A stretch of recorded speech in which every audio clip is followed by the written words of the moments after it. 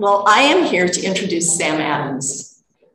Sam Adams grew up in Newport, Oregon. He attended the University of Oregon and began his career in politics as a county government intern. He moved on to be a congressional aide and worked on numerous campaigns before taking office as the Portland Commissioner. Sam served as chief of staff for Vera Katz for 11 years before returning to academia for a degree in political science. In 2004, Mr. Adams was elected to the Portland City Council and served for 4 years. In 2008, he was elected as the mayor of Portland, with his top 3 priorities being creating more family wage jobs, reducing the high school dropout rate, and making Portland more sustainable. In addition, he has been a nonprofit executive director, a columnist, and a consultant. Sam has kept to his goal of making communities more educated, healthy, sustainable, prosperous, and equitable for all. Sam currently serves as the Director of Strategic Innovations for the Office of Portland Mayor Ted Wheeler. He is tasked with leading efforts to clean up Portland and to help the city recover from the coronavirus pandemic. Welcome.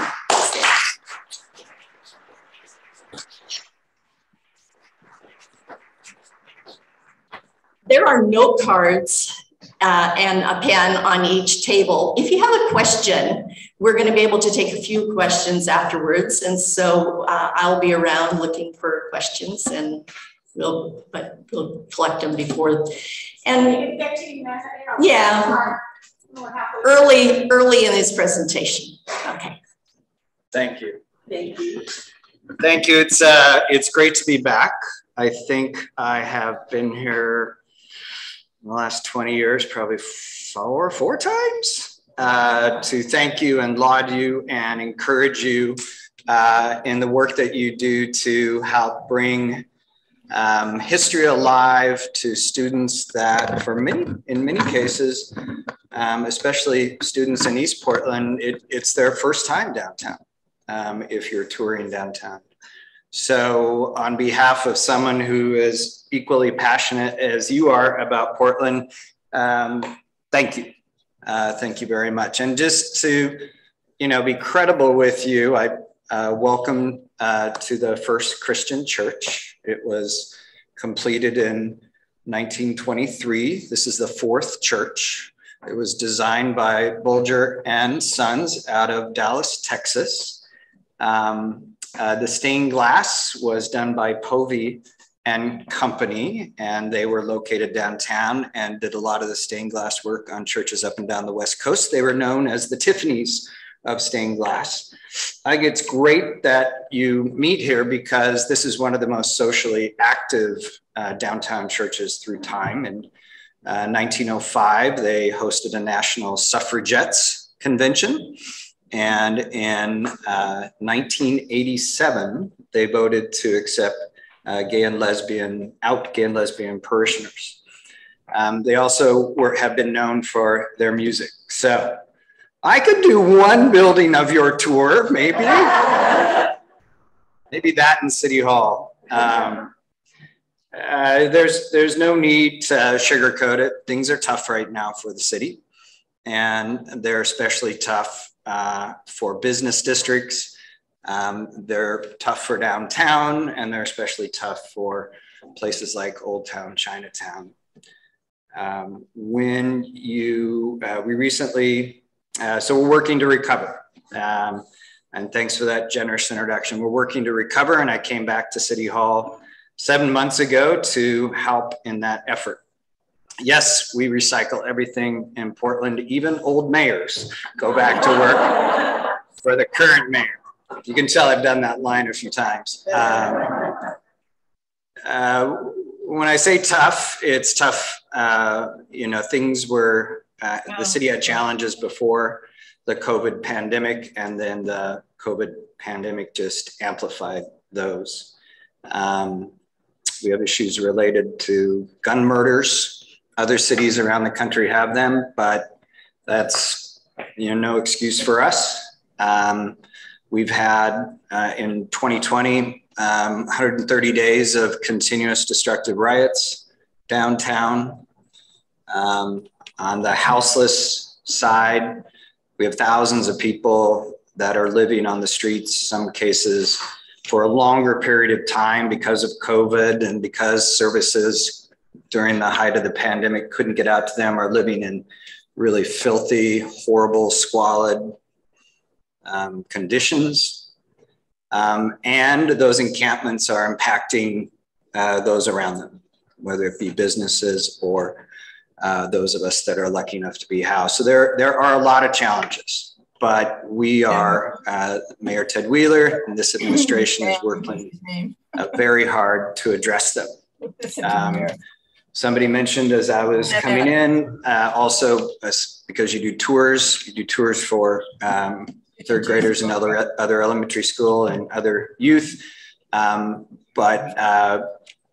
This particular, you know this, but it's worth repeating. This particular recession and pandemic has been especially brutal to the visitor industry, just brutal. Having been mayor and my last go around at City Hall during the Great Recession, those were tough times and we had to bring the central city back, but this is harder. This is much harder. So I'm very privileged and I feel very fortunate to help out the mayor and the city council in this work. What we're doing on gun safety or lack of safety around guns and gun murders is the mayor is set the goal out of 300 additional staff in the Portland Police Bureau. 200 will be armed under this vision, armed officers, and 100 will be a new category of workers that are public safety specialists that are not armed. We don't need to pay the extra money to have someone with a gun go to every call for service. If you've been away on vacation and are unfortunate enough to have been broken into, burglar long gone, we don't need an armed officer distracted from more important work to do that kind of work. But right now, the staffing is so low. In many cases, we're not answering really important calls where more life safety is at risk. So that's why adding back more police officers and public safety specialists is important to the mayor. But that also comes with reform. Portlanders have made it clear, and rightfully so, they want a safer community, but they want a police that is fully trusted and embraced, especially by non-white Portlanders that live up to our values and goals. And that's why the mayor is also supporting Commissioner Hardesty's Portland Street Response. That's why a third of the staff we're seeking to add back to the police bureau, as I already mentioned, will not be armed. That's why this week the mayor announced that we will be going from 3 to 7 navigation team outreach workers, so that, and we're putting together a hub to coordinate all the public and private outreach around houselessness to help connect people with services for houselessness, mental health issues, and substance abuse issues. So the mayor announced this week, we had $62 million in unexpected business taxes than was forecasted in the last annual budget. And 38 million of that is going to houselessness and making the houseless camps cleaner, more safe rest villages, but also better coordination of existing services and not waiting for you, if you're houseless, to find the service. With navigation outreach workers, we're going to find you. We're going to be able to offer you with this better coordination, a bed that is actually open and the place that we know that bed is open. And that's the kind of outreach and coordination, additional coordination, that's going to help us address those issues.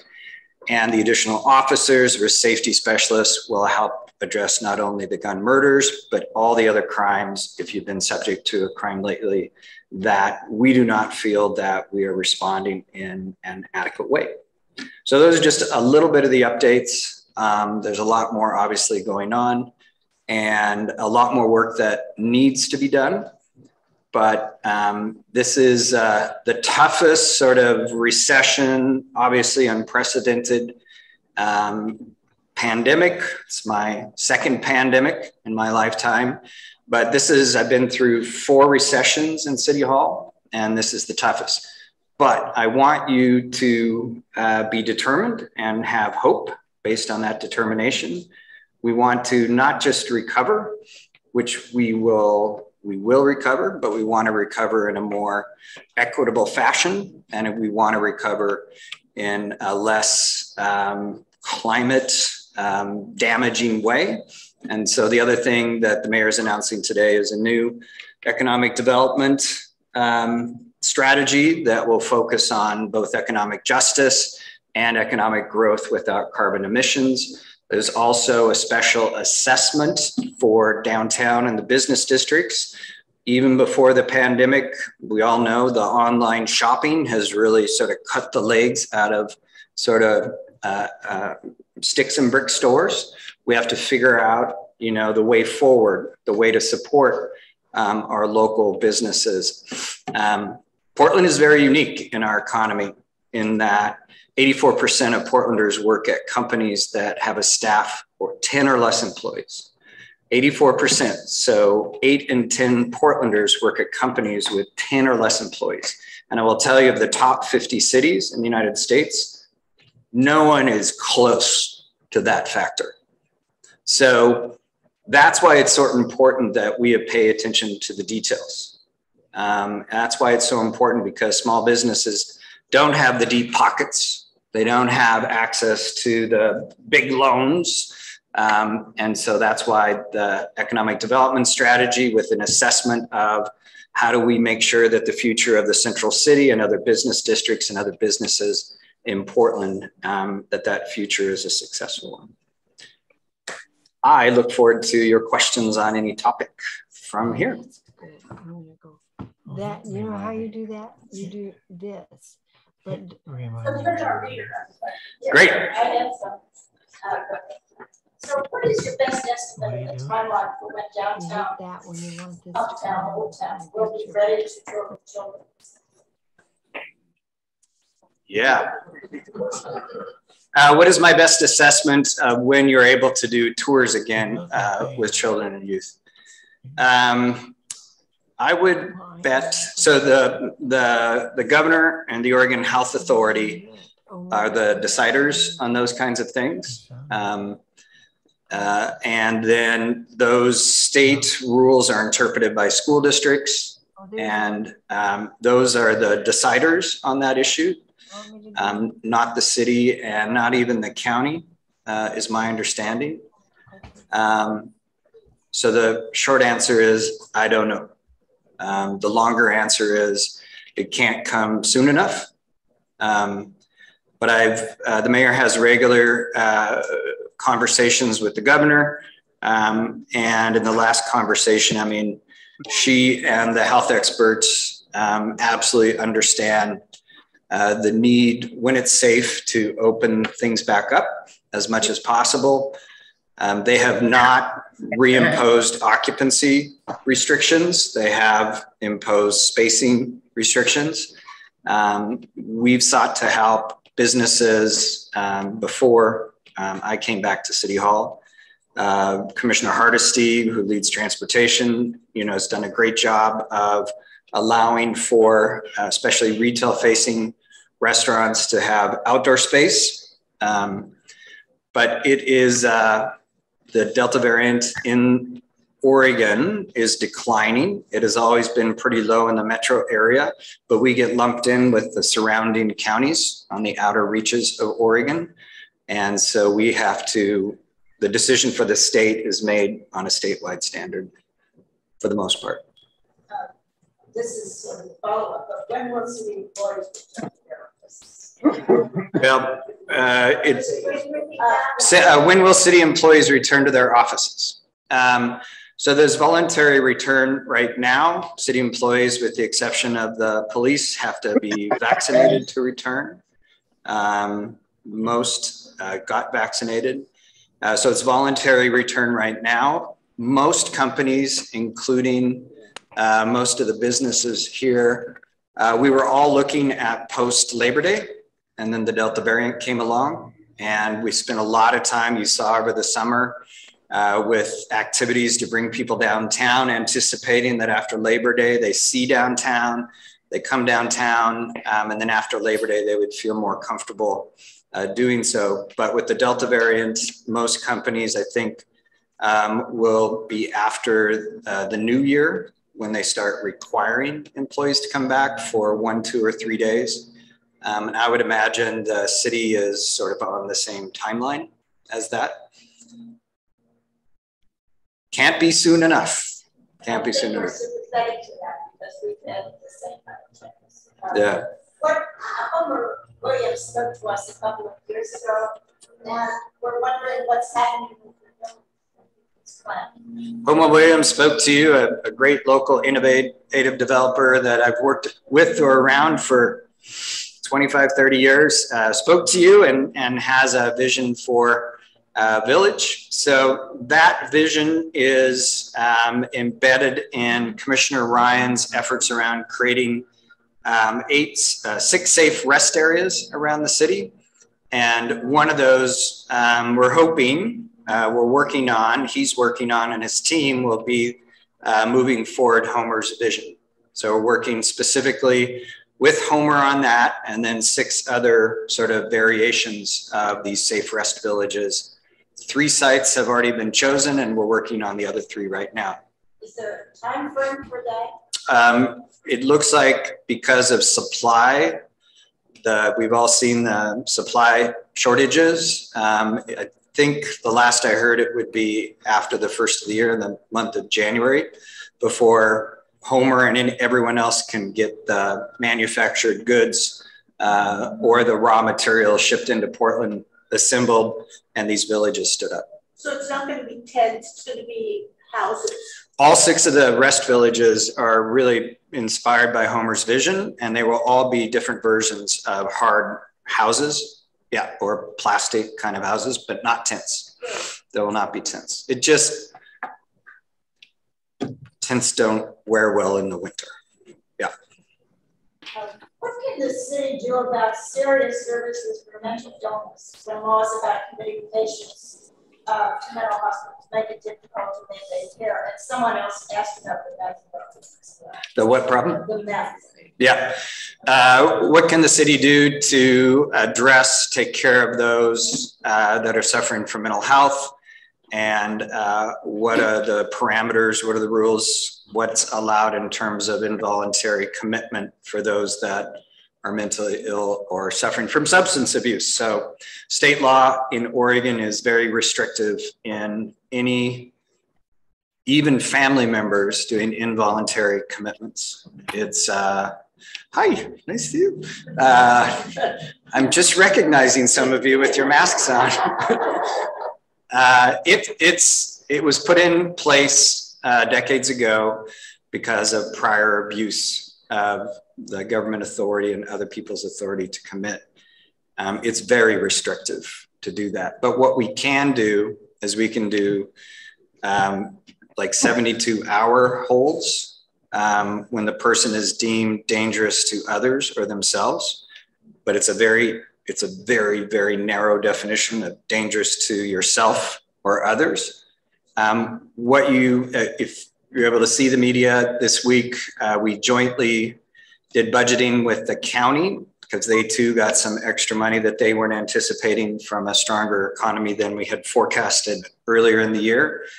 And so that's in that are millions of dollars more to provide for those suffering from mental health and substance abuse that are out on our streets. We also are looking at increasing something called the service coordination team that would allow the police when the courts green light it for us also to do those 72-hour holds. The city and the county used to have something called the Sobering Center, which is, and trucks would go out and look for folks that clearly were suffering from something, and they were able to take them there for 72 hours. And it was sort of, before there were a lot of hard drugs, it was put together back when I worked for Vera Katz.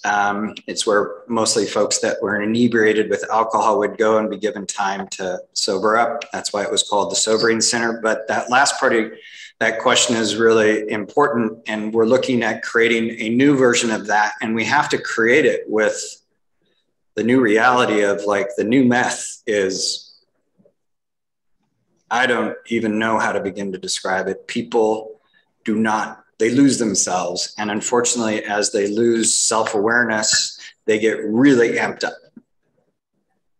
And we had a fella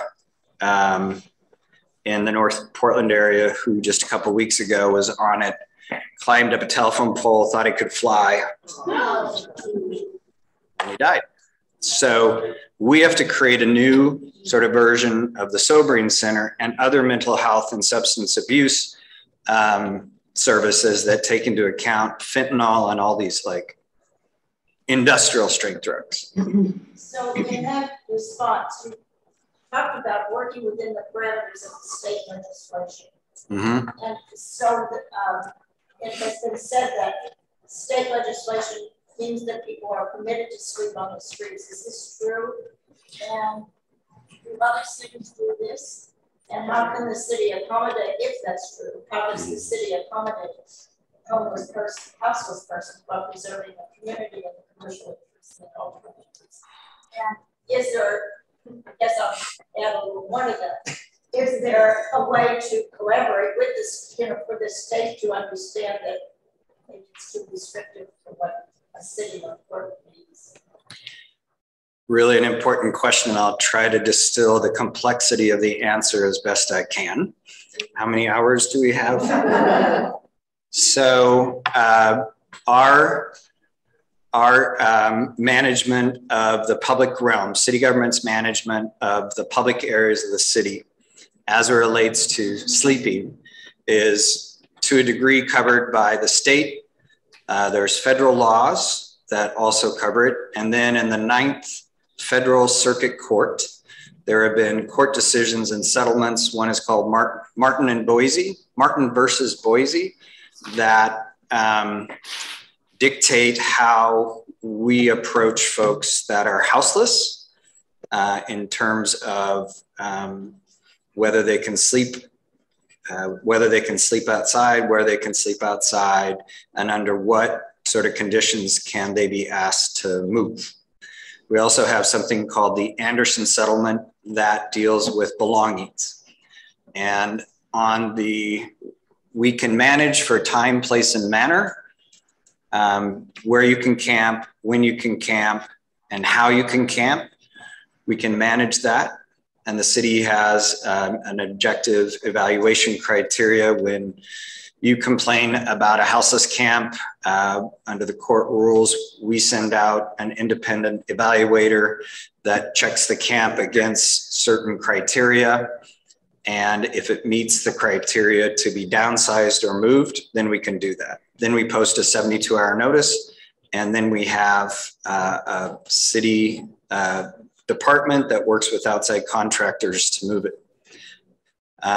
Our waiting list is about 60 deep for camps that have been evaluated and determined that they need to be moved because it's dangerous to the occupants, dangerous to those that surround it. It's why that's too long of a waiting list, and that's why the mayor announced a doubling of that budget so that we can pick up the speed on those. People that are asked to move are given the option of shelter, and we'll be able to do that more effectively with what I talked about earlier with the expansion of the navigating teams. We're not going to wait for you to figure out where to go to get help. We're going to be get out to you, and we're going to be better coordinated. So as we move camps, we know where in the city of the many shelters in the city, people have a bed waiting for them at that moment, and we can help them get there with transportation. Most of the debris in the city and the trash in the city right now, although you wouldn't necessarily know that unless I sort of pointed it out maybe, and that is most of the trash and debris in the city now is either related to existing active houseless camps or recently abandoned houseless camps, or the sort of output of that. And under this thing called the Anderson Settlement, we have to be very careful about just going out there and cleaning that all up, because we have to be compassionate that might look like garbage to us, but it might be somebody's lost and found. And so we, in a lot of cases, have to take that, bag it up, and store it in a rental facility, 2 of them around town, for 30 days. That's why we're also expanding the number of crews that go out and do that.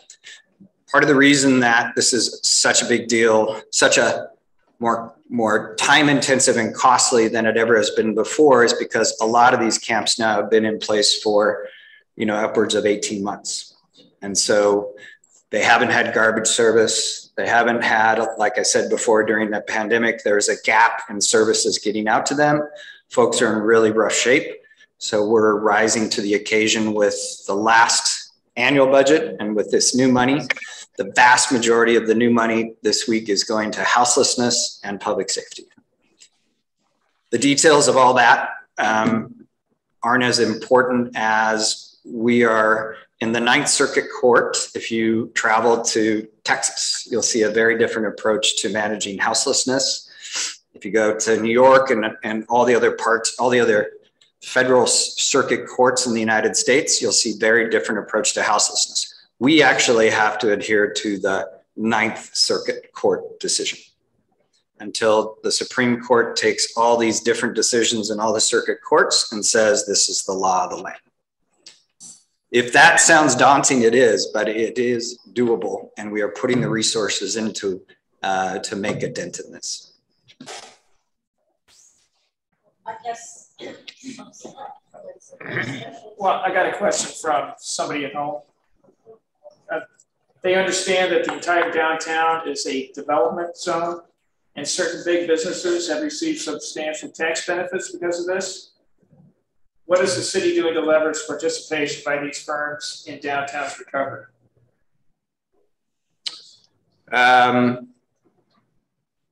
There are parts of downtown that have been in a tax increment district.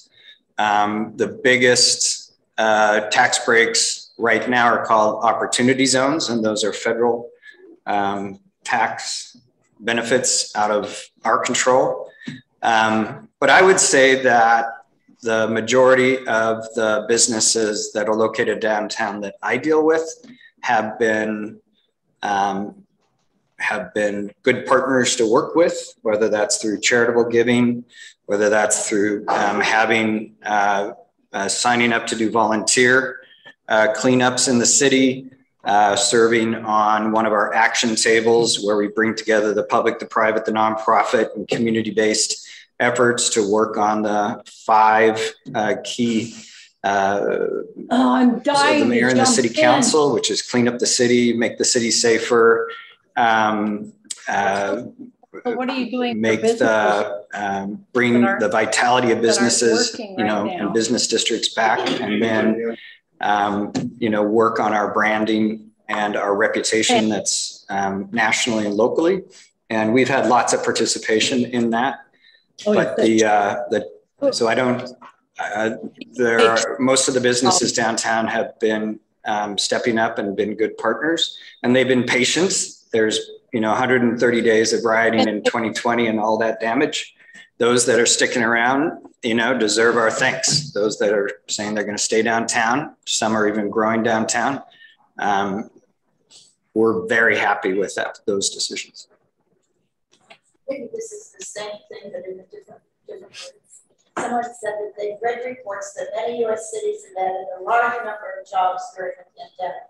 Now, Portland has added only a few. What efforts is the city making?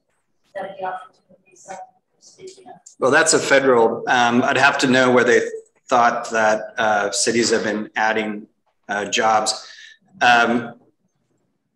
There might be some in the South or in Texas. Yeah, in the South. Yeah. The West Coast cities, which are our peer cities, have all been challenged significantly during the pandemic with the same issues that we're dealing with here. You can, read the Seattle Times and you'll see a lot of the same issues and complaints and need for improvement in Seattle that we're facing here. They have the advantage of having a much larger economy than we have. And big corporate headquarters, we all know the name and brands of San Francisco is also challenged.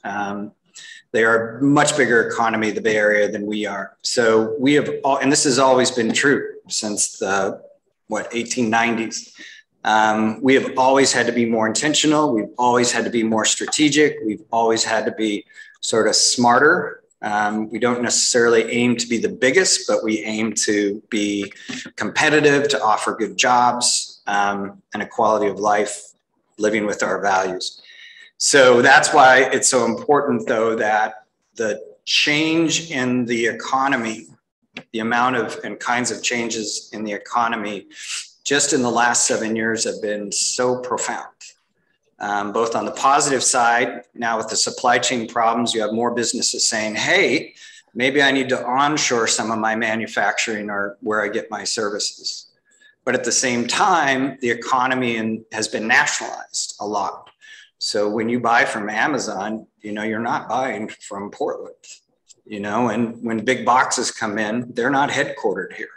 So we need to be competitive, and that means we need to be more strategic. We need to understand what's going on with ourselves. What are the trends that we're facing that we're not going to be able to change, and what's our backup strategy? What are the trends we can change, and then what trends can we hop on and accelerate and have success? So that's why that economic development strategy, which no one is going to erect a statue in Pioneer Square for Mayor Ted Wheeler for doing an economic development strategy in and of itself. We got to do the strategy, and then we have to implement it. And again, what's really unique about Portland, having spent 3 years traveling the United States and the world, when I left Portland to work, head up an environmental think tank in Washington, D.C., is we really do have lots of disagreement and conflict, but we really do have that public-private, nonprofit, and community-based effort to lean into these opportunities or problems and succeed where other cities don't. And I'm absolutely convinced we can do that again. And it is nowhere more important than on economic development and supporting and helping our businesses grow, which keep jobs here. We need more exports. I do. I think we all appreciate that you're answering all of these questions, because we have a lot. That's all right. I'll try to go faster now. So I've got a couple of questions about the current status, both of the Wapato Center and of the village under I-5 by the Hawthorne Bridge. And how much is that taxpayer cost? How much is public-private? The Wapato, the nonprofit that has with the private support, it doesn't get any city money. I'm not aware that it gets any county money, and I totally blanked on the name of the nonprofit. Is doing good work out at the old Wapato jail, but again, privately funded. The encampment that was on the east side, right next to I-5 between the bridges, that was a public effort, and that has been disassembled because it was granted an agreement to be there for a certain number of years, and those years are up.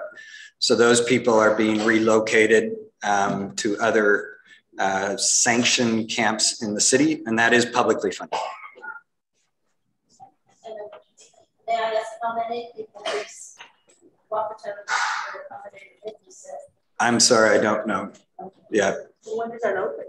It's open. It's been open for over a year. Yeah. Again, privately funded, so I'm not as, and I think it's great. So I'm not as familiar with it. And someone asked about the I-5 and the I-84 cleanup. In terms of welcoming people to the city. Yeah. Yeah, the freeways have looked terrible, very ratty. We successfully lobbied the state legislature for additional money so that ODOT, Oregon Department of Transportation, that is responsible for the freeways on the graffiti, would have more money to paint them out. I think if you've been out lately, you see a big improvement, and we're staying on top of that with them. They're a good partner. All transportation revenues are down across the board. So getting more money to deal with graffiti is really important. We have an agreement with the state to do the removal and cleanup of camps in the freeway. And that was going to be cut, but we were able to prevent that cut. Part of the additional resources that the mayor is proposing for cleanups will also go to the freeways, clean up the freeways. We've started that work in earnest. If you've been to 122nd and Siskiyou, big encampment there has been removed. Those folks have been offered other places to go. If you've been to Delta Park anytime in the last year or so, up until 2 months ago, you would have seen one of the largest encampments, incredibly unsafe, largest encampments, probably in the Pacific Northwest. That has been cleaned. That's part of what I'm responsible for is the freeway cleanup. So I feel like we're reasonably on top of graffiti, and we are getting on top of removing folks from these dangerous places on the freeway. Again, a big job, but we got to do it. That is no place for people to be crossing back and forth. We got to get those folks out of those dangerous situations. I've heard you use the word rebranded, and someone said there used to be greeted when they travel by, oh, Portland is such a beautiful place. That's not what they hear now when they travel, and wondering what other efforts are doing. Yeah, so one of the action tables, we have 5 action tables, brought together all the smartest minds and the groups in Portland that spend money on their own promotion or rely on how people view Portland for their quality, for their livelihood. So that's the visitor industry, among others. And so that group, we've funded them $250,000 in addition to their own money in the current budget, another $250,000 specifically for downtown branding. So the first, my approach has been, first you got to fix the issues, and then you've got to get people, in our case, downtown, to show them, despite what they might, if they haven't been downtown, they only see on the news or they only see on social media. Come downtown and see for yourself. And like I said, it's not my first downtown recovery. And we've done market surveys when people come downtown compared to having not been downtown in a year. Their positive impressions of downtown are about twice as high as if they've never been to downtown in the past year. They're just relying on media coverage and social media. That being, so over the summer, you saw we did a lot of cleanup of downtown. We're not done, but we did a lot of cleanup of downtown.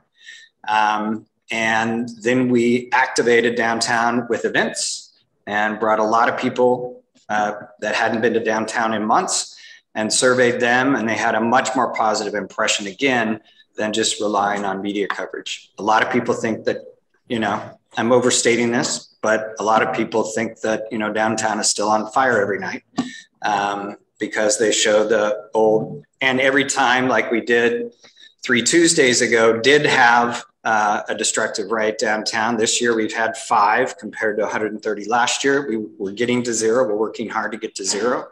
That's national news. That's national news. So recent survey of social media nationally and words associated with Portland. There are a lot of positive words, but one higher up than any of us wanted to be associated with Portland was the word riots. So that's why branding is so important, and getting people downtown to see for themselves that we're not on fire. There are a number of questions about the way we're structured as a city and and if it's duplicative, and if that is part of the problem, and if there's a way to change that.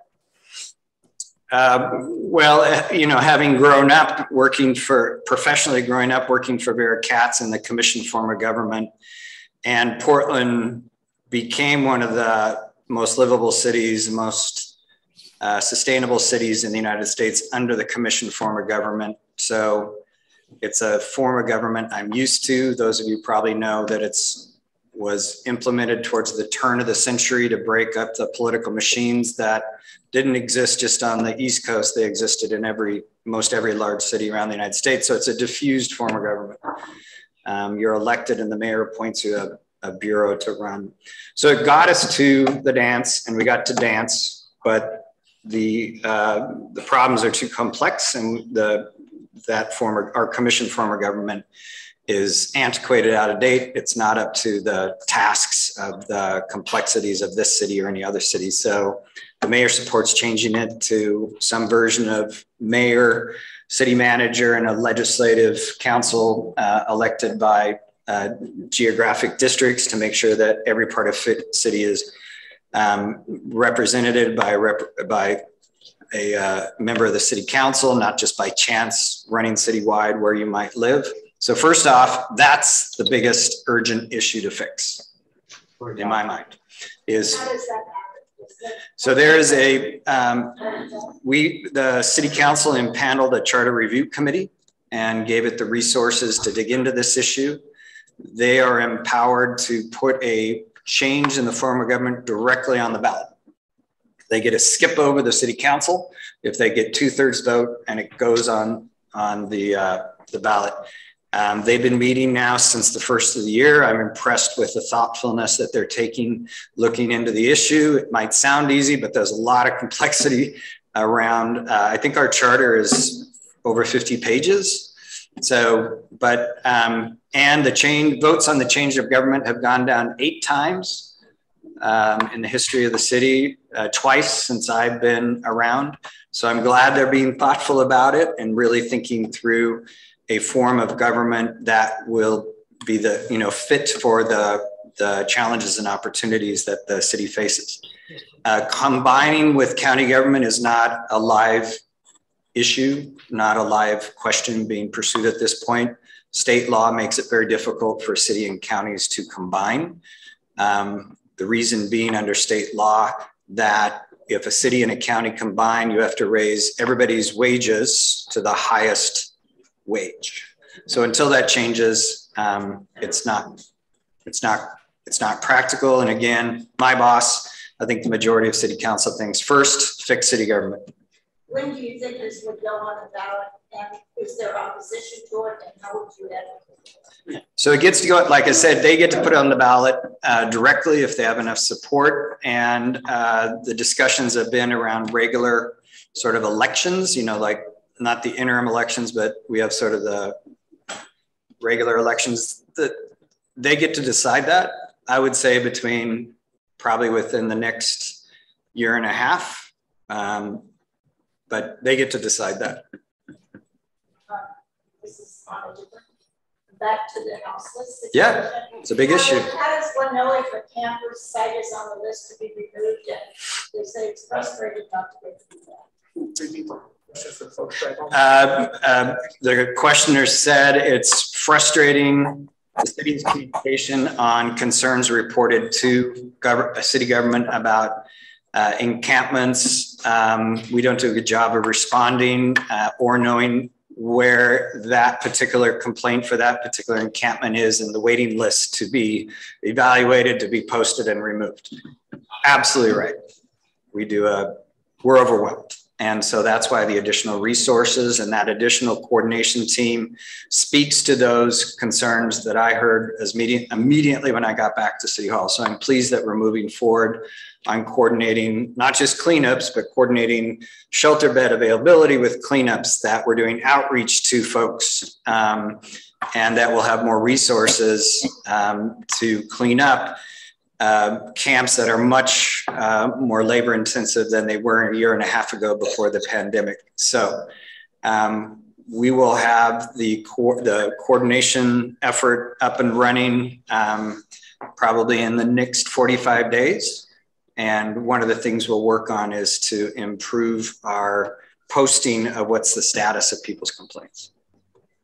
Someone has asked about United in Spirit. Mm-hmm. What's happened with that? The meeting a month ago. Yeah. Has progress been made? I'll have to get back to you on that. I wasn't able to attend that. Yeah. United in Spirit. There was a meeting a month ago. Oh, United in Spirit, a group of leaders in the faith community brought decision makers together, and I wouldn't say cracked heads, but I would say encouraged coordination. I wasn't able to attend. I had to deal with a family issue, but the fact, I think they can count as having inspired the fact that with this sort of unexpected mid-budget money that both the city and the county got, the city and county came together and jointly budgeted their funds to address the issue of houselessness. I think they get to take credit for the fact that that kind of cooperation and coordination, which hasn't happened for a while, I have to believe was stoked and inspired by that gathering. Sorry. I'm just about to finish up, but if there are other questions, somebody has written and said, "I want to thank you for being so warm and gracious with the kids. When we visited your office, we were kids were not." It was the highlight of Let's get started. Been very warm and gracious. Thank you very much. I don't know if there are other questions. well, it made I couldn't get enough of your tours because it just was the highlight of my sometimes very stressful day. And they always asked the most interesting questions. To say, if you're there with me on the tours, I would sometimes, I'm Irish American, and so we tease, you know, and I would often answer initially the questions in the most ludicrous way and look at their face and they would go, So it was great. I think there are Jim and maybe Sandy and Marilyn. I'll take this. How do you keep the plates still? Oh,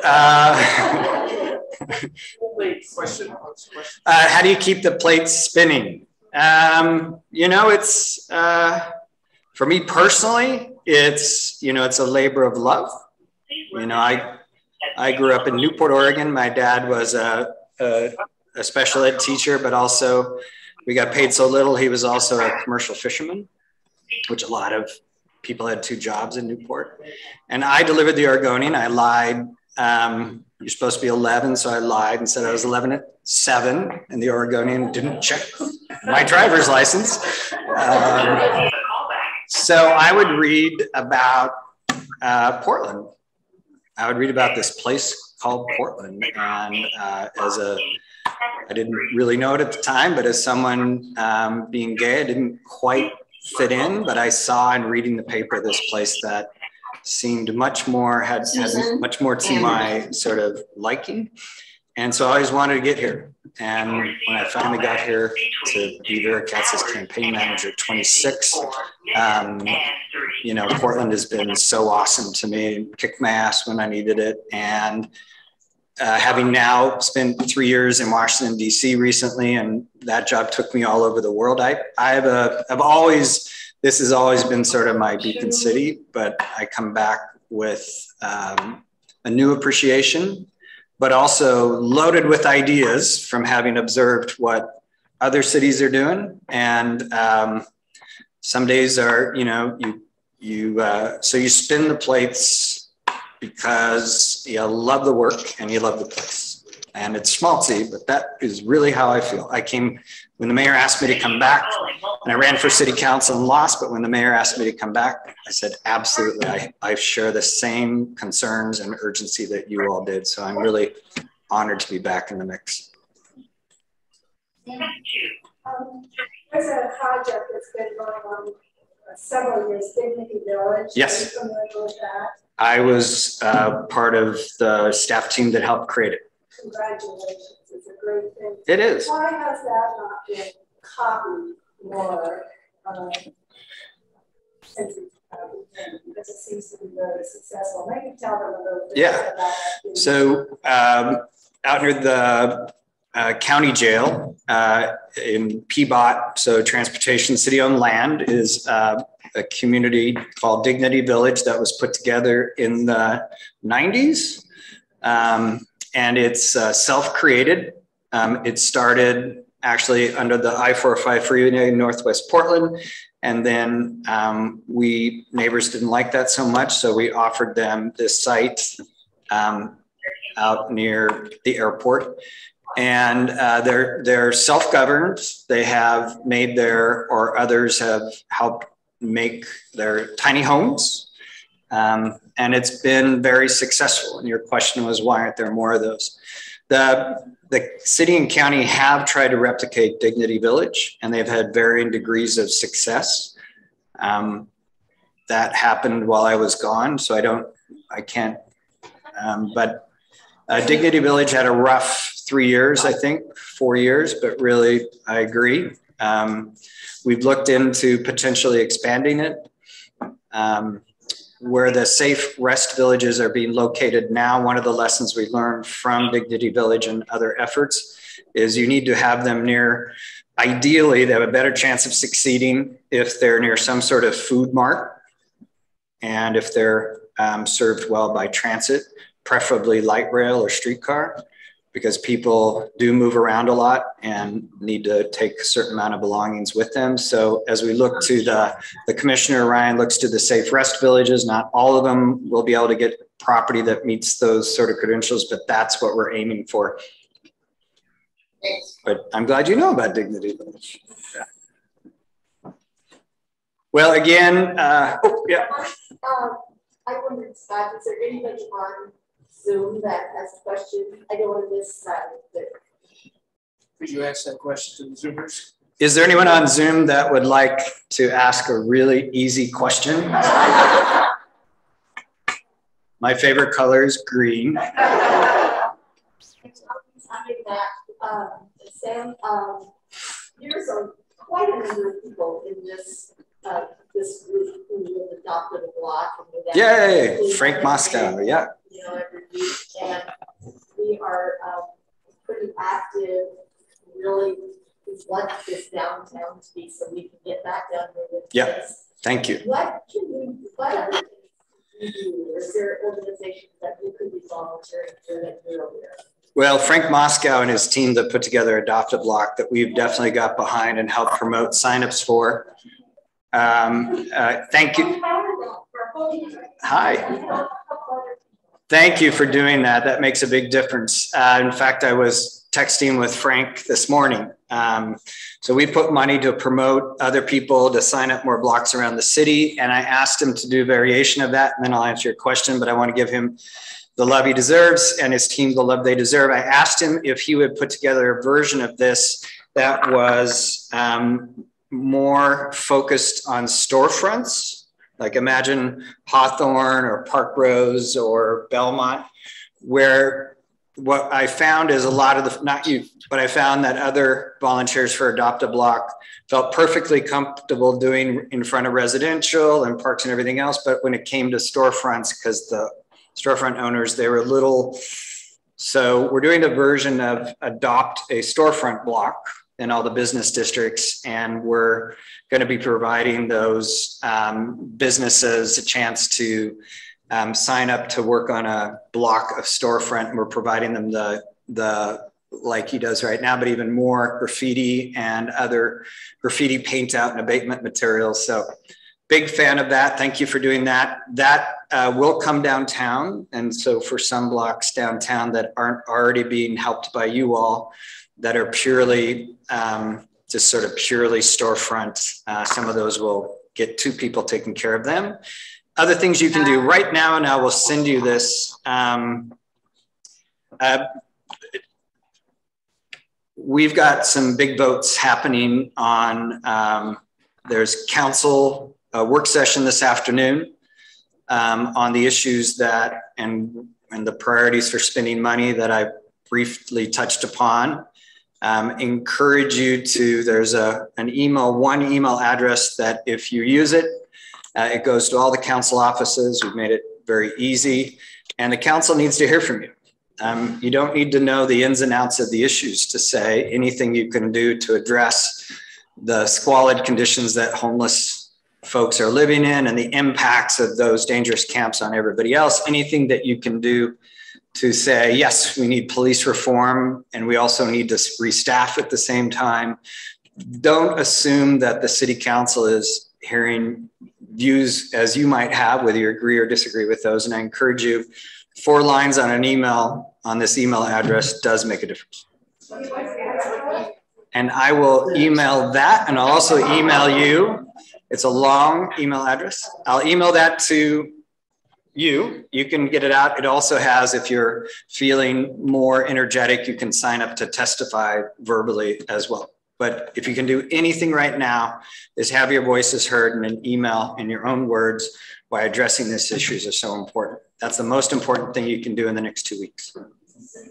For example, Nancy Gardens and the... We have money in the mayor's budget to give them a grant, and the other 5 cultural institutions, $100,000 each in Old Town Chinatown, because they've had the worst of the worst, including the Saturday Market, Land Sioux, and then the 3 other museums in the district. So, thank you. Thank you very much. Thanks.